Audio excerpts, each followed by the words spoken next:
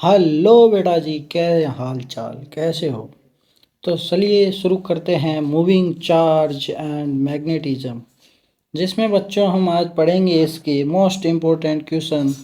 हमारा नाम है ओम सर। ओके, तो हम आज सीधा ही बिना वक्त गवाए शुरू करते हैं वीडियो को, और इसमें अपन पढ़ेंगे फिजिक्स के मूविंग चार्ज एंड मैग्नेटिज्म के बारे में। चलो शुरू करते हैं।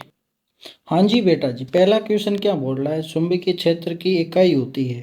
इकाई चुंबकीय क्षेत्र की, चुंबकीय क्षेत्र इनकी B is equal to F by I L, ये रहता है फॉर्मूला। तो इसकी इकाई अपन को टेस्ला रहती है। क्या रहती है बच्चों? टेस्ला। टेस्ला को हम रिप्रेजेंट करते हैं टी से, तो इसका आंसर बी चला जाएगा। चलिए नेक्स्ट स्लाइड पे चलते हैं। हाँ, ये क्वेश्चन क्या बोल रहा है? चुंबकीय क्षेत्र में समानांतर गति करने वाले आवेशित कण अनुभव करता है। तो अनुभव क्या करता है? Maximum force, minimum force, zero force और इन्फिनेट फोर्स। तो अब फोर्स का फॉर्मूला क्या रहता है? F is equal to Q V B sine theta. तो अब इसमें मेरे को ये बात बताइए कि चुंबकीय क्षेत्र में समानांतर समानांतर यानी कि पैरेलल चल रहा है, तो थीटा कितना रह गया उसका? जीरो। तो जब साइन थीटा जीरो है तो एफ कितना आ गया बच्चों? एफ आ गया जीरो। तो ऑप्शन क्या राइट रह जाएगा? ऑप्शन राइट रह जाएगा अपना सी। तो सी इसका राइट आंसर है बच्चों। चलिए नेक्स्ट स्लाइड। हाँ बेटा, ये क्वेश्चन क्या बोल रहा है? किसी धनावेशित कण पर चुंबकीय बल दिशा निर्धारित होती है। तो इसको हम सॉल्व करेंगे फ्लेमिंग के लेफ्ट हैंड रूल से। फ्लेमिंग का लेफ्ट हैंड रूल क्या बोल रहा है? जिसमें थंब से जो शो करेगा मोशन, मोशन या फिर इसको वेलोसिटी भी बोल सकते हैं। और जिसमें फिंगर है कौन सी? जो बड़ी, जैसे हम हिंदी में बोलते हैं तर्जनी, जो शो करेगी मैग्नेटिक फील्ड को। और बच्चों जो मिडल फिंगर है, मिडल फिंगर जिसको हम बोलते हैं मध्यमा, जो मैग्नेटिक फोर्स को, ये है मैग्नेटिक फील्ड, ये है मैग्नेटिक फोर्स। तो अब देखिए क्वेश्चन क्या बोल रहा है, क्वेश्चन की भाषा को समझिए। क्वेश्चन बोल रहा है कि किसी धनावेशित कण पर चुंबकीय बल की दिशा निर्धारित होती है।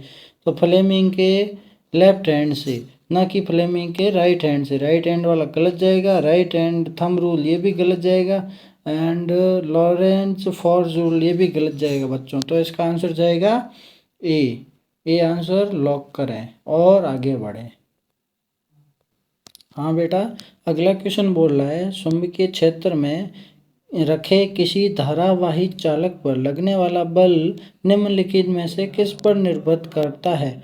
तो पहले अपन को उसका फॉर्मूला देख लेना है। फॉर्मूला किसका? चुंबकीय क्षेत्र में रखे किसी धारावाही चालक पर लगने वाला बल। तो ये चुंबकीय क्षेत्र में कोई धारावाही चालक रखा है, ये इस प्रकार से, ये कोई चालक है, ये चुंबकीय क्षेत्र है, इसके अंदर रखा है। तो इसका फॉर्मूला रहता है I L B sine theta. I L B sine theta, ये बच्चों अपन को ऐसे याद करना है, ठीक है?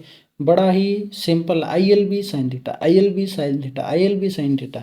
तो अब इस फॉर्मूले में बोल रहा है किस पे निर्भर करता है? तो फर्स्ट ऑप्शन है करंट ओनली, ठीक है, करंट पे भी करता है क्योंकि इसमें आई आ रहा है। सेकंड है मैग्नेटिक फील्ड ओनली, इसमें बी आ रहा है, हाँ मैग्नेटिक फील्ड भी राइट है। फोर्थ क्या है? लेंथ ओनली, हाँ इसमें लेंथ भी आ रही है, तो थर्ड भी है। और फोर्थ क्या है? All of these, all of these इसमें चला जाएगा क्योंकि उपरोक्त सभी सारे क्वेश्चन इसमें फॉलो हो रहे हैं। हाँ, ये क्वेश्चन ये बोल रहा है किसी आवेशित कण पर पथ जब वह समान चुंबकीय क्षेत्र में लंबित प्रवेश करता है तब होता है। जैसे कि ये कोई चुंबकीय क्षेत्र है जिसके अंदर कोई आवेशित कण समान क्षेत्र में प्रवेशित करता है, तब उसका पथ कैसा होता है? तब उसका पथ स्ट्रेट लाइन होता है बच्चों? नहीं होता है। इलेप्टिकल होता है? नहीं बच्चों, नहीं होता है। पीरियोडिकल होता है? नहीं बच्चों। सर्कुलर होता है? हाँ सर्कुलर होता है। वो कैसे होता है अब वो समझो। वो ऐसे होता है जब v परपेंडिकुलर b होगा तो चुंबकीय बल के कारण वर्तीय पथ बनता है, ठीक है बच्चों, ये याद रखने का पॉइंट है। और इसमें एक का कहाँ से निकाला हमने? ये निकाला F is equal to Q V B, इससे, ठीक है। जिसमें अपन को रेडियस मान के चलना है M V by Q B. M है इसमें मास ऑफ इस मास ऑफ जो ये कण है ना, इसका कण का मास लेना है, v वेलोसिटी कण की लेनी है, q चार्ज लेना है और b ये चुंबकीय क्षेत्र लेना है। तो इसकी रेडियस निकल जाएगी इस पथ की। अगर क्वेश्चन ऐसा भी पूछ सकता है कि जो पथ बनेगा उस पथ का प्रकार बताइए और उस पथ की रेडियस बताइए, तो अपन को एक साथ में यहाँ जैसे कि इधर रेडियस, इधर इसकी रेडियस मान लो ये इतनी देरी, इसकी रेडियस और कण का मास दिया है, तो उस प्रकार से क्वेश्चन भी और भी फॉर्म हो सकता है, तो आपको वो भी याद रखना है बच्चों, ठीक है। तो चलिए नेक्स्ट स्लाइड पे चलते हैं। हाँ बेटा, तो अब ये क्या बोल रहा है, ये पहले पहले जो अपने 5th नंबर क्वेश्चन किया ना उसी को ही देख के उसी के अकॉर्डिंग क्वेश्चन फ्रेम किया गया बच्चों। तो ये क्या बोल रहा है, चुंबकीय क्षेत्र में किसी आवेशित कण की वर्तीय गति की त्रिज्या किसके साथ बढ़ती है। तो उसका फॉर्मूला मैंने आपको बताया था, R is equal to mass of particle and M V by Q B. तो अब इसमें m क्या है, मास है, v क्या है, वेलोसिटी है, q क्या है, चार्ज है, b क्या है, मैग्नेटिक फील्ड है।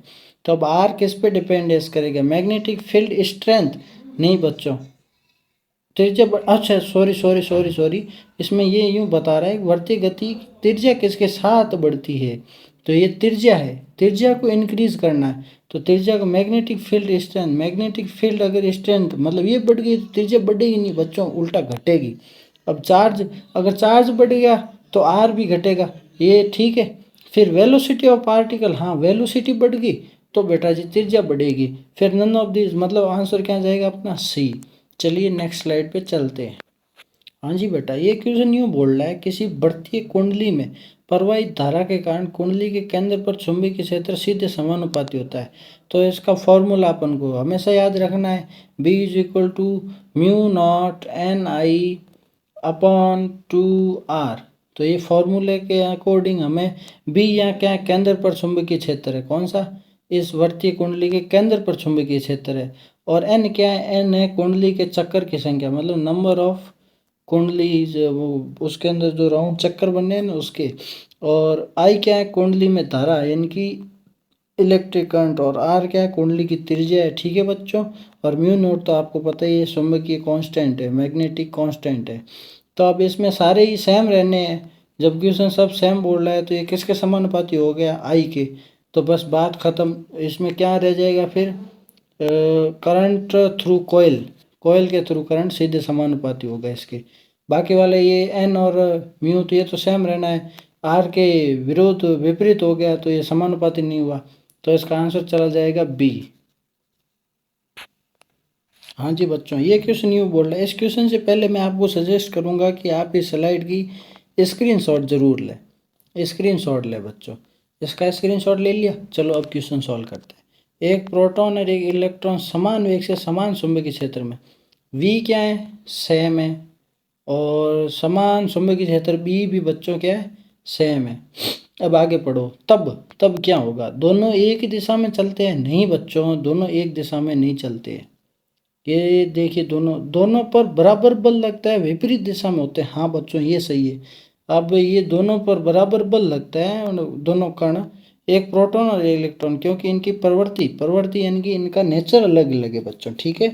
इनका नेचर अलग है, प्रोटॉन पर प्लस है एंड इलेक्ट्रॉन पर माइनस है, तो ये दोनों अलग अलग होंगे। इसका देखिए, ये इसके अंदर प्रवेश करते ही इसकी वी इधर की साइड हो जाएगा, क्योंकि इसका फोर्स इधर की साइड लग रहा है। जब ये वापस निकलेगा तो ये वापस यूं ही आ जाएगा, तो इसका आंसर बी चला जाएगा। अब समझ में आया मैं क्यों बोल रहा था कि आपको इसका स्क्रीनशॉट लो, क्योंकि बड़ा इंपॉर्टेंट था ये आपके लिए। तो ये पूरा पढ़ना है इसको एक बार आप, और मेरे को बताना कि मैं ऐसी ही स्लाइड बनाऊँ क्या, अगले कमेंट में ज़रूर बताना बच्चों।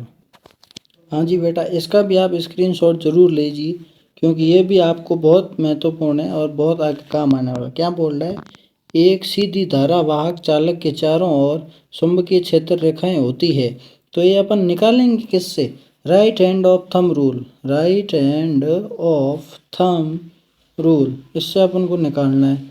तो इससे निकालेंगे, सीधी रेखाएं होती नहीं बच्चों, सीधी नहीं होती है, दीर्घवृत्ताकार नहीं होती है, सर्पिलाकार नहीं होती है, तो कैसे होती है, सर्कुलर, कैसी होती है, सर्कुलर। सो सर्कुलर इसका आंसर जाएगा। जब ये पूरा आप पढ़ोगे तब आपको समझ में आ जाएगा, ठीक है बच्चों। तो चलिए इस पे बी पे लॉक कर देते हैं अपन इसको। ये क्वेश्चन बच्चों सीबीएसई वालों के लिए बड़ा ही इम्पोर्टेंट क्वेश्चन है। सीबीएसई में ये कई बार पूछा गया है, अगर मैं बात करूँ नीट की, तो नीट वालों के लिए भी इम्पोर्टेंट है, वेरी वेरी इम्पोर्टेंट है। और आपको इस क्वेश्चन का ये फॉर्मेट है ना, ये फॉर्मेट आपको कहीं नहीं मिलेगा बच्चों, मैंने बड़ी मेहनत से बनाया है, तो ये आप एक बार इसको ज़रूर पढ़ें। अब क्वेश्चन क्या बोल रहा है, साइक्लोट्रॉन का उपयोग किसी त्वरित करने के लिए किया जाता है। तो आवेशित कणों को त्वरित करने के लिए बच्चों, पूरा थ्योरेटिकल क्वेश्चन है, इसमें समझाने लायक कुछ नहीं है, लेकिन आप इसे ज़रूर एक बार पढ़ना। इस वीडियो को आप पीछे लेके इसका स्क्रीनशॉट जरूर लेना बच्चों, ठीक है। अब इसका आंसर आवेशित कणों वाला, ये इसमें समझाने का कुछ है नहीं, ये सब सारा थ्योरेटिकल रहता है बच्चों, ठीक है। हाँ, ये क्वेश्चन भी आप इसे स्क्रीनशॉट लीजिए, क्योंकि ये भी आपके थ्योरेटिकल है, इसमें समझाने लायक कुछ नहीं है। तो चलिए अभी इस क्वेश्चन को एक बार मैं पढ़ लेता हूँ। एक लंबे सोलेनॉइड के अंदर चुंबकीय क्षेत्र कैसा होता है। तो अब इसका आंसर अपना जाएगा समरूप एवं एक समान। अब आप इसे पूरा एक बार पढ़िए और मेरे को कमेंट में ज़रूर बताइए कि ये सही है या फिर इस प्रकार से पूरा। तो अपन इसमें न्यूमेरिकल क्या ही करेंगे बच्चों, यार मेरे को बताओ, ऐसे न्यूमेरिकल क्या ही करूँ मैं, बताओ। न्यूमेरिकल के लेवल में लेके आ रहा हूँ, थ्योरेटिकल ये है, थ्योरेटिकल इसके इस चैप्टर से अपन थ्योरेटिकल जरूर दो तीन क्वेश्चन हमेशा आते हैं, थ्योरेटिकल आपको ये जरूर पढ़ लेना चाहिए मेरे अकॉर्डिंग। और बाकी तो देखते हैं। हाँ जी बेटा जी, ये क्वेश्चन बड़ा ही इम्पोर्टेंट है, very very very important question बच्चों। इस क्वेश्चन को मैं 5 स्टार देना चाहूँगा, क्योंकि ये क्वेश्चन मैंने देख रहा हूँ जहाँ तक कि हर बार क्वेश्चन ये रिपीट हो रहा है। अब इसको आप यहाँ से स्क्रीनशॉट लीजिए पूरा इतना, क्योंकि एक मैंने इस टेबल को एक फॉर्म में बना दिया है, इसमें हर प्रकार की वैल्यू पुट करके मैंने लिखी है। तो आप इसको एक बार ज़रूर देखिए। अब क्वेश्चन क्या बोल रहे हैं, एक धारावाहक चालक पर बल अधिकतम कब होगा, जब धारा और चुंबकीय क्षेत्र के बीच का कोण होता है। तो अधिकतम अपन को क्या लेना है, अधिकतम धारावाहक चाल फोर्स को क्या करना है, मैक्सिमम, ठीक है। फोर्स को मैक्सिमम करना है, और चुंबकीय क्षेत्र के बीच का मतलब धारा आई एंड बी के बिटवीन अपन को क्या निकालना है, तो थीटा निकालना है। तो जब हम इस फॉर्मूले के, ये जो इधर फॉर्मूले, इस फॉर्मूले में पुट करेंगे तो उसमें थीटा आएगा 90, क्योंकि साइन 90 का मान सबसे ज़्यादा होता है, इसलिए इसका आंसर डी चला जाएगा। हाँ जी, फिर देखिए, फिर ये भी कि आप स्क्रीनशॉट लीजिए, गैल्वेनोमीटर के बारे में थ्योरेटिकल पूरा है, गैल्वेनोमीटर के बारे में ज़रूर पढ़ के जाइएगा। अब इसमें क्या बोल रहा है, कौन सा यंत्र विद्युत धारा के चुंबकीय प्रभाव पर कार्य करता है। तो चुंबकीय प्रभाव पर कार्य करता है, ये अपन गैल्वेनोमीटर है, न कि बैरोमीटर। कई बार बच्चे इसमें बैरोमीटर, हाइड्रोमीटर, इलेक्ट्रोमीटर, इनमें कन्फ्यूजन रहते हैं। तो अपन को क्या याद रखना है, गैल्वेनोमीटर, जो मैग्नेटिक फील्ड में magnetic effect of current for अपना शो करता है, ठीक है बच्चों। चलिए नेक्स्ट स्लाइड पे। हाँ, ये क्वेश्चन भी इम्पोर्टेंट है। इस चैप्टर का मैं 2 इम्पोर्टेंट बता के जा रहा हूँ, 100% देखना, आपको पेपर में जरूर मिलेगा। तो इसमें अब क्या बोल रहा है, चुंबकीय क्षेत्र में स्थित धारा लूप पर आघूर्ण यानी टॉर्क का कब शून्य होगा। टॉर्क कब शून्य होगा, टॉर्क शून्य कब होगा वो पूछ रहा है। टॉर्क कब शून्य होगा, तो इसमें अपन को फॉर्मूला याद रखनी है कि torque is equal to N I A B sine theta. अब ए क्या है, ए एरिया है, बी है मैग्नेटिक फील्ड, और आई है करंट, एन है नंबर ऑफ कुंडलीज, ठीक है। तो अब जब इसमें आप वैल्यू पुट करोगे तो इसका आंसर क्या आएगा, आंसर इसका आएगा 0 डिग्री। क्यों, क्योंकि शून्य कब होगा, जब साइन थीटा का वैल्यू ही अपन 0 फिट कर देंगे, तो टाउ बराबर क्या आ जाएगा, 0 आ जाएगा ना बच्चों। और ये इधर का नीचे का बड़ा इंपॉर्टेंट है, ये भी पढ़ के जाना, ठीक है बच्चों। हाँ, ये क्वेश्चन भी बच्चों इम्पोर्टेंट है इस क्वेश्चन में, ठीक है। चलिए, एक धारावाहक सीधे चालक के कारण उत्पन्न चुंबकीय क्षेत्र किसके साथ घटता है, किसके साथ घटता है। तो फॉर्मूले पहले ही फॉर्मूले को ध्यान रखें, mu I divide by 2 pi R. अब चुंबकीय क्षेत्र को घटाना है बच्चों अपन को, तो घटाना है, धारा में वृद्धि करेंगे तो ये घटेगा थोड़ी, ये तो सामने से बढ़ेगा। वोल्टेज में वृद्धि करेंगे, वोल्टेज में वृद्धि करेंगे, हाँ वोल्टेज में, इसमें वोल्टेज जब है ही नहीं, वोल्टेज फॉर्मूले में नहीं आ रहा, वोल्टेज में वृद्धि, वो तो डिपेंडेंसी नहीं रहेगी। आवेश में आवेश की भी डिपेंडेंसी नहीं है, तो बीच कौन बचा, तो बी व्युत्क्रमानुपाती आर आ रहा है। तो इसमें जब आर में वृद्धि करेंगे तो बी घटेगा, अपन को क्वेश्चन यही पूछ रहा है बस। तो इसका आंसर क्या चला जाएगा, आंसर चला जाएगा बी। हाँ, ये स्लाइड में आपके लिए कुछ इम्पोर्टेंट टॉपिक के लिए लेके आया हूँ, जिसमें आप ये पढ़ेंगे कि बढ़िया से पढ़ना। जब अपने नोट्स खोल के देखो तो ये सारी स्लाइड पढ़ लेना। तो ये आज के बाद हमें कमेंट ज़रूर करके बताएं बच्चों यार, हम आपके लिए मेहनत कर रहे हैं, रात दिन पसीना बहा रहे हैं, तो आप ज़रूर एक बार हमें रेस्पॉन्स दें यार कमेंट सेक्शन में। चलिए बाय बाय, नेक्स्ट लेके आ रहा हूँ मॉडर्न फिजिक्स। एक बार दबा के मेहनत करके पढ़ो बच्चों, फाइनली सिलेक्शन आपके हाथ में होगा। और आपने एक जो OGA साइंस हब, इस पे आपने भरोसा किया है, 100% बोल रहा हूँ, आपको इससे बाहर कहीं पढ़ने की ज़रूरत नहीं है। इसके अलावा क्वेश्चन कहीं का भी बाहर का भी कोई क्वेश्चन आपको देखने को नहीं मिलेगा, ये मैं 100% वादा करता हूँ आपके साथ में। तो चलिए बाय बाय, मिलते हैं नेक्स्ट क्लास में।